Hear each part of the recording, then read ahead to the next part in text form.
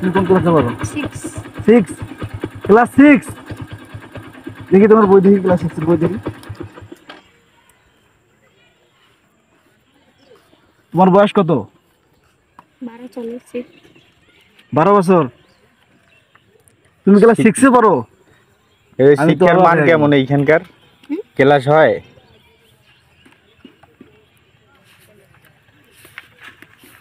দেখি তোমার হাতের লেখা কেমন? খারাপ।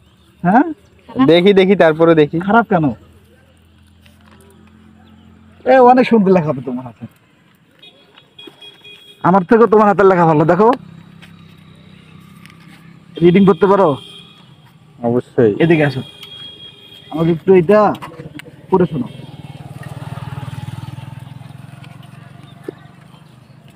নীলনদ পিরামিডের দেশ, সৈয়দ মুস্তফা আলী লেখা। তারপর উটের চোখের উপর মোটরের হেডলাইট পড়তে চোখ দুটো সবুজ হয়ে আমাদের চোখে ধরা দিয়েছে। সেন্টিমিটারে না পেলে প্রকৃতি সৌন্দর্য এবং লীলভূমি অদেখা যেত।